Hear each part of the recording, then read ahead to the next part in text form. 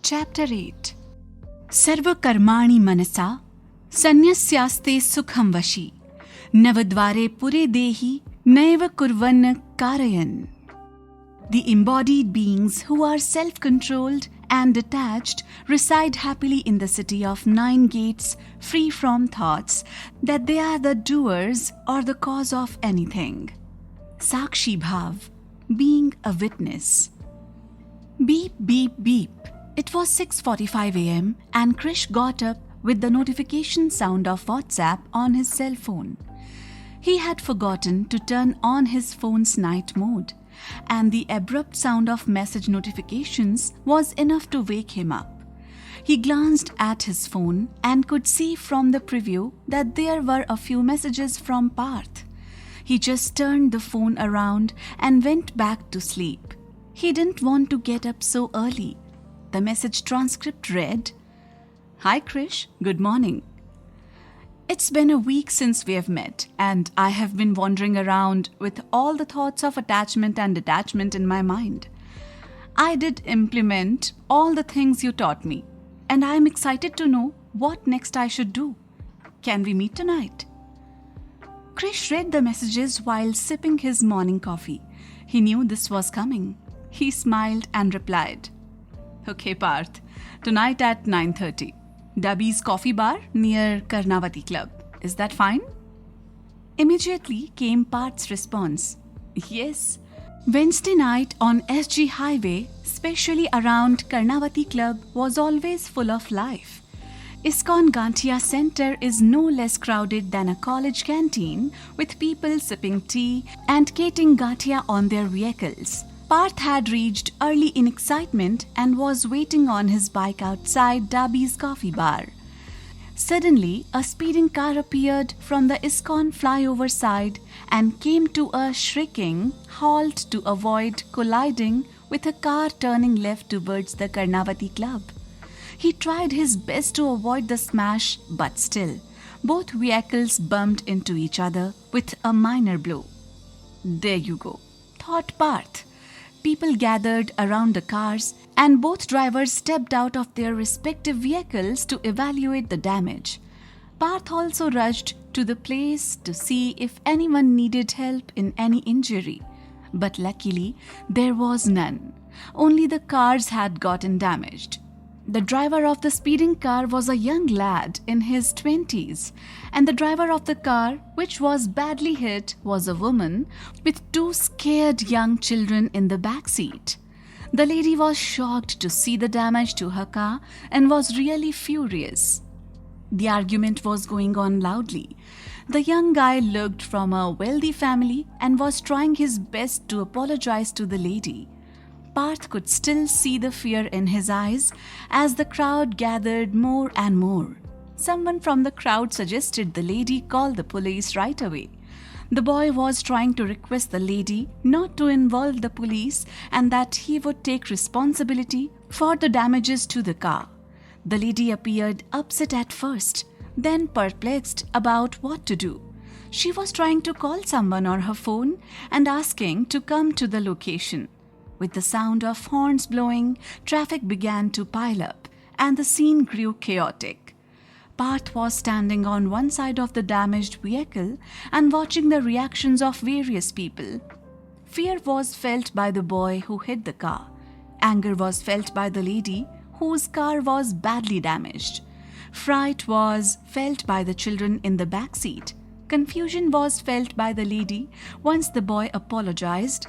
Fun was seen by people watching the whole thing, and compassion was shown by a few people who tried to console the kids and the woman.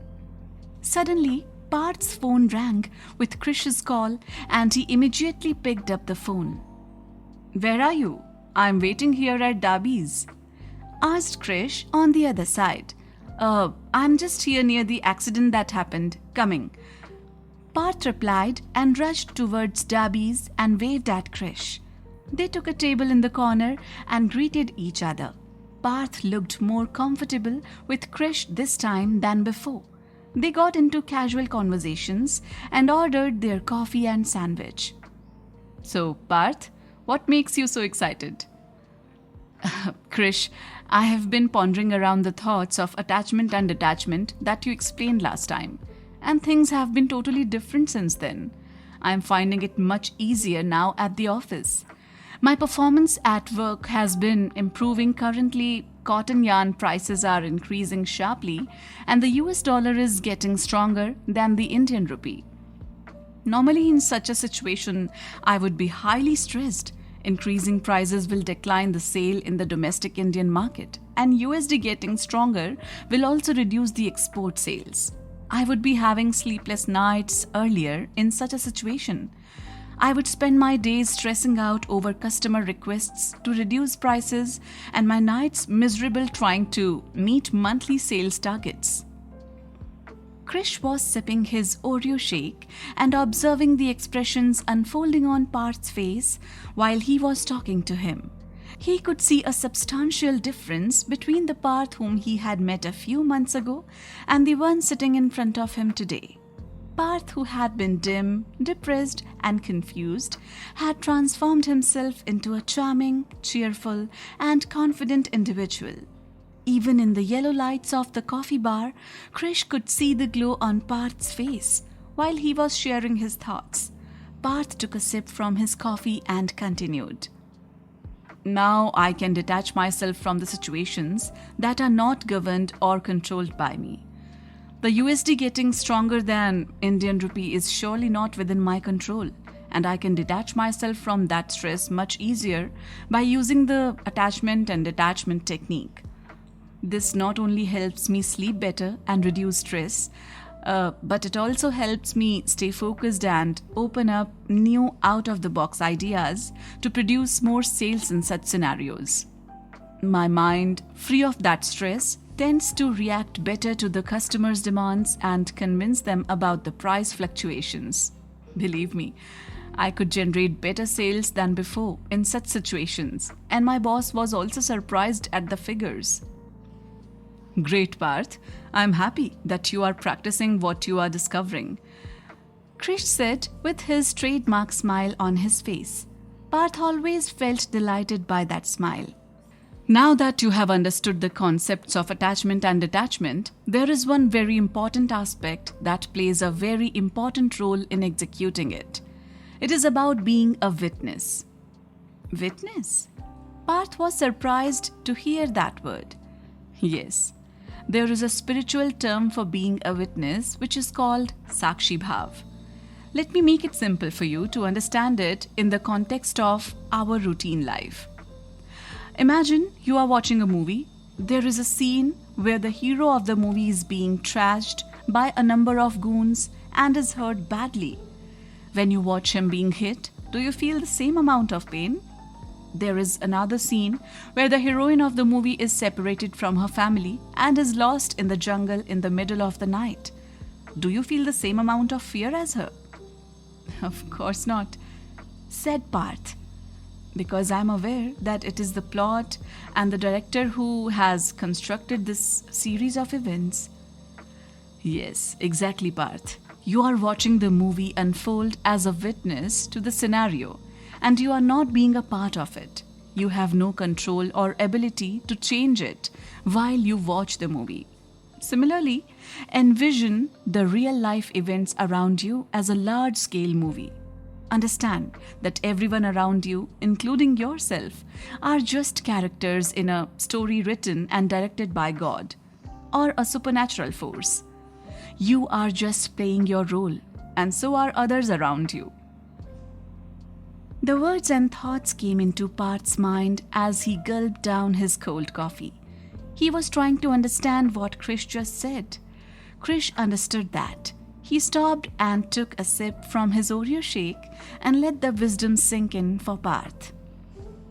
I know it's difficult to imagine if you have never done it before, but believe me when I say it's not impossible. Imagine yourself exciting your body and floating a few feet above the ground as an invisible visualizer, a perspective similar to the floating camera over the cricket field. This will allow you to detach from your body and become a witness to any occurrence. Parth nodded. Yes, I can now understand what you mean here. If I belong to the situation as my own self, then I cannot be witness to that.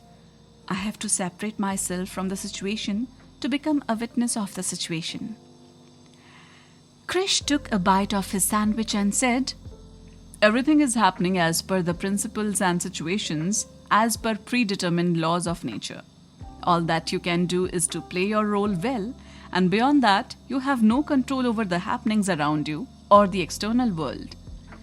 Sakshi means witness. Sakshi Bhav means behaving like a witness. It simply means that you can be a witness to anything that happens in your life and it won't affect you. In other words, you are being removed from the experience itself, which allows you to be completely aware of any actions you are taking.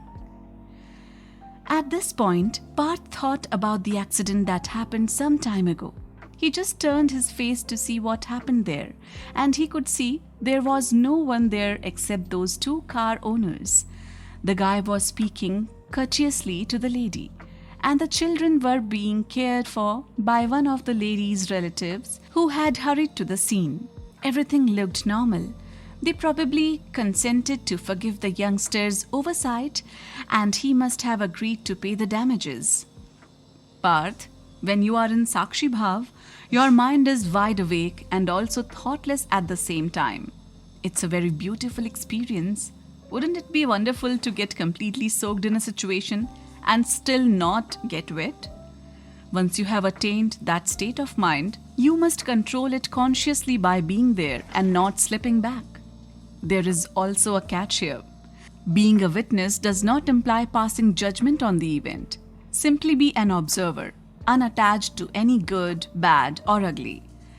It essentially allows you to manage your monkey mind and react or respond in a circumstance with adequate observance rather than just by spontaneous behavior. Parth just realized that there were so many different emotions around the accident that happened. He narrated the whole incident to Krish. Krish smiled and said, "Parth, how thoughtful of you to tie our conversation to this accident. I'm glad you are starting to relate your thoughts to your daily routine and applying your new insights. There were so many emotions involved in that particular accident. Fear, anger, laughter, compassion, and so on. Despite the fact that you were a part of the situation while you were there, you had two options at that point. You may have chosen one of the emotions available at the moment, such as being angry as part of an angry throng, or you could have had fun with the issue, as some other did. If you had chosen any of those, you would have had a different temperament at the moment. However, you decided to be a witness. Because you chose to be a witness, none of the emotions influenced you, your thinking, or your ideas, and you were able to remain calm and composed in that scenario and even afterward. Now that the situation is over, you can see that none of the emotions you would have felt had any bearing on the outcome of the issue." Parth nodded, but was still not convinced and asked, "But what if that accident had happened to me? Or if I was a part of that accident? How can I be in the same situation then? Of course, I would be angry or upset." Krish beamed. He took a glance around and called the waiter. He requested him to go fetch some water for both of them. He finished the last bite of his sandwich. Parth was taken aback by his cool response to his inquiry. He reasoned that Krish might not have a solution to this question. Therefore, he was trying to figure out how to respond to him by taking his time. Reading his mind, Krish said, "Don't think that I am thinking about how to respond to you. I'm just wondering if it's becoming too spiritual or complex for you, and how I can make it easier for you to understand." Parth was amazed at how Krish was able to figure out what he was thinking. He gulped all at once from a glass of water, not being able to accept the reality that someone may simply read his thinking. He was intently listening to Krish's words. For his ears, the surrounding traffic on SG highway was nearly muffled. He could only hear what Krish was saying, and everything else was irrelevant to him at the time. Parth said, Sakshi Bhav, or being a witness, is about responding to your surroundings, your position and circumstance, whether positive or negative, either good or bad, and viewing it from the perspective of a third person. When you take on the role of the third person in any scenario, you automatically gain the ability to perceive the event from a new perspective. If you are the first or second person in such a position, your mind tends to force only one perspective or point of view upon you. This is natural human behavior, and simply by being present, you have the potential to witness an entirely new horizon of possibilities. If you are unhappy or upset at someone and become aware of it, you will notice that the emotion of anger dissolves fast and does not remain in your thoughts, making you even more disturbed. Try it once, it works. For Parth, it was really a matter of enlightenment. He could actually see himself standing in that crowd as a third person, and his own reactions were well under his control. Suddenly, there was a beep on his phone, and when he saw the time on his phone, it was almost 11 p.m. The beep was a WhatsApp notification from Kalyani. "Hi baby, where are you? Still at work? No messages? Call me back." Krish called the waiter and settled the bill. Parth insisted on paying, but Krish just smiled. "Parth, now that you have understood how to be a witness, I want you to observe the various incidents and write down notes on what difference it made by being a witness.